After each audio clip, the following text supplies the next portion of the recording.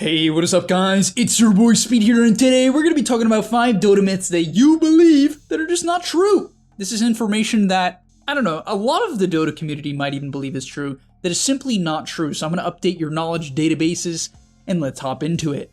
Also, I want to tell you guys that if you've been struggling with solo queue and you're looking to get to the next rank, I'm going to be able to help you. Like, literally, with the gameleap website, I'm going to give you guys guides that are going to make it unbelievably clear on what you need to do. So if you've been stuck in the solo queue grind, you don't know what to do, and you want to become absolutely broken, but like actually you want to become much better at Dota, and you want to take it more seriously, the gameleap website is going to help you do that. So click the link down below, I'm going to help you get to the next rank, and I'll see you there. Alright, getting into the first myth of the video, it is that Sniper is an easy jump. Now over the history of Dota, Sniper has become increasingly more and more difficult to kill. The first item introduction that actually made Sniper hard to kill was Hurricane Pike. And the reason why this is important, and there's more we're going to talk about here, but the reason why this is important, and I really wanted to cover this in this video, is a lot of people just genuinely believe that no matter what hero you're playing, if you're playing against Sniper, you have to buy a Blink Dagger and you gotta jump the backline. I've had so many of my private coaching students literally playing carry on Juggernaut, and they're like, I have to get to the backline. I gotta kill this Sniper. You know what the Sniper has? He has a shard, which bumps him backwards, 100% chance to headshot, so he can push you away from him, right? Then he has a Hurricane Pike, a Shadow Blade, and a BKB.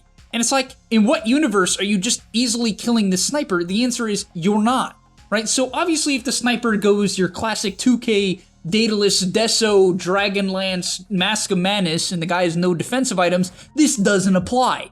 In that case, if you check his items and he has those items, you should jump him.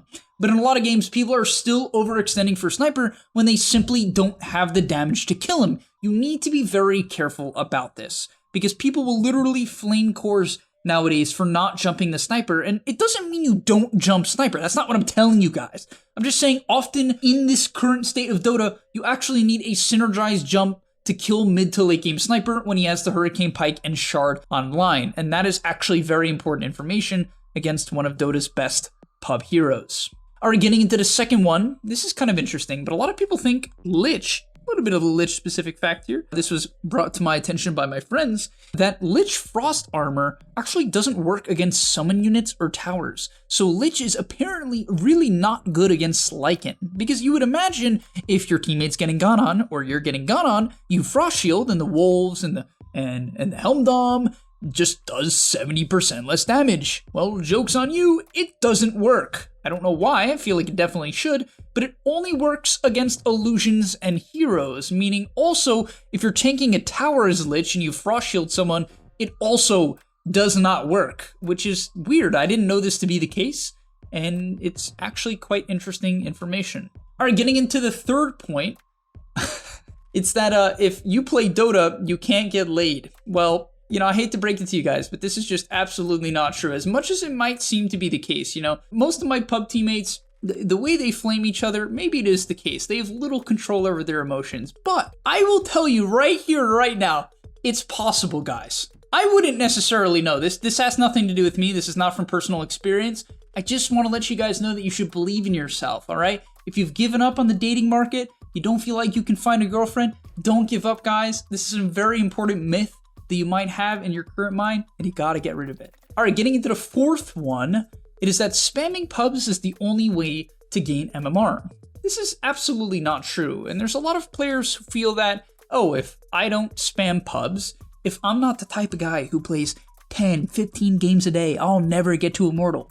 Guys, I got to 6 point, okay, I mean, this is a bit of a brag, I guess, but not I guess, it is. But I got to like 6.3, 6.5k playing no more than usually 4 or 5 pubs a day. And I would never play more than 2 ranked games a day, or maybe 3, for the majority of my Dota career. I've been playing the game for 8 years. For the first probably 5, 6 years, I would never play more than like 2 or 3 ranked games a day because I had a lot of queue anxiety. I'm sure some of you guys resonate with that, and it didn't hold me back. Now, of course, I still was watching a ton of Dota, and this is, you know, the next thing I want to get into. I was still watching a ton of Dota, but people really believe, they're like, oh, if I'm not grinding, if I can only play 2 games a day, I can't get better. And, you know, obviously some of you guys are going to have very busy lives. I understand that. Most of you guys definitely not. You guys just sit around and do nothing. I know, don't lie to me. I know most of you guys do nothing.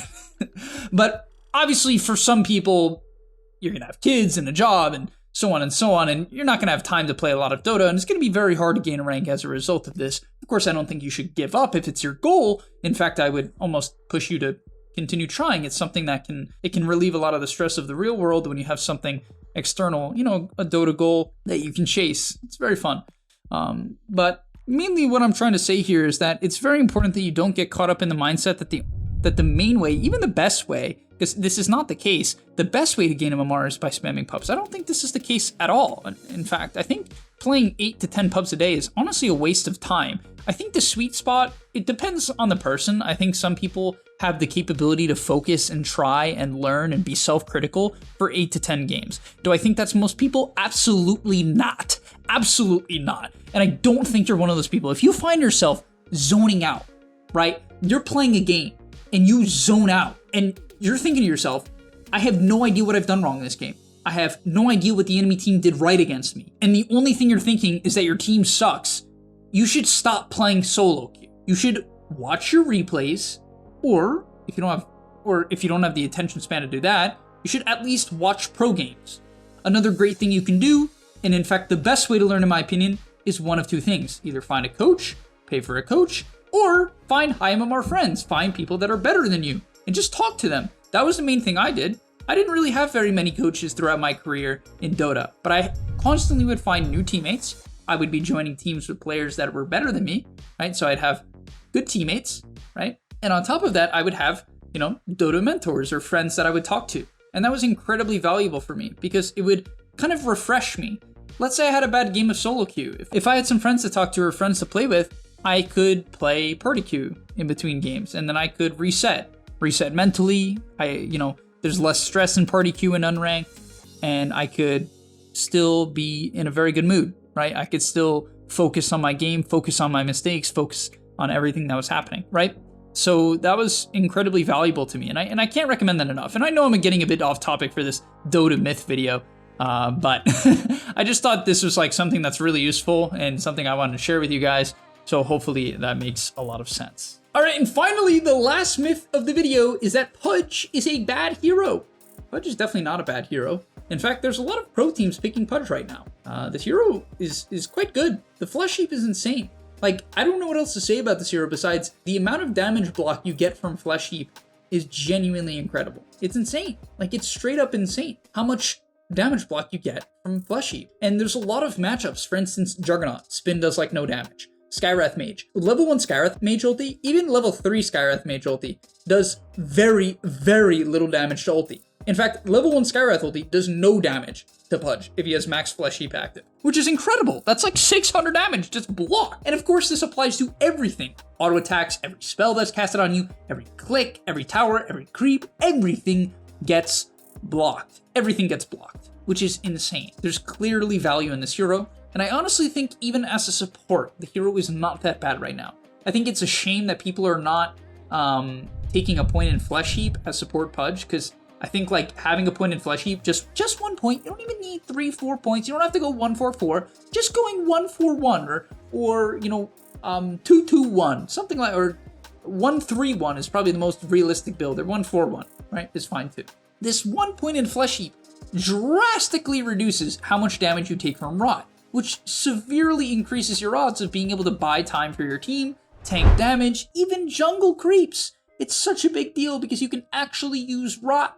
So please guys, if you're playing support Pudge, also don't make this hero a bad hero by not taking flesh heap. You should be clearing the occasional creep wave and just in general being tanky. But guys, don't just give up if you have a Pudge. It's super the case that it is a myth that this hero is bad. It is not in a bad place right now. In fact, Pudge is in its best place it has been in a very, very long time. But nonetheless, thank you guys so much for watching. Hopefully you enjoyed. If you did, or you have more myths you'd like to share with the community, I'm curious to hear what you guys have to say. So leave in the comment section down below one thing that you think the Dota community believes to be true, but is actually false. And alright, thank you guys so much for watching. I'll see you in the next one, and I'm out. Peace!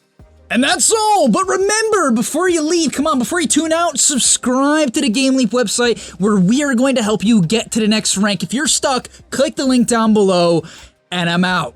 Peace.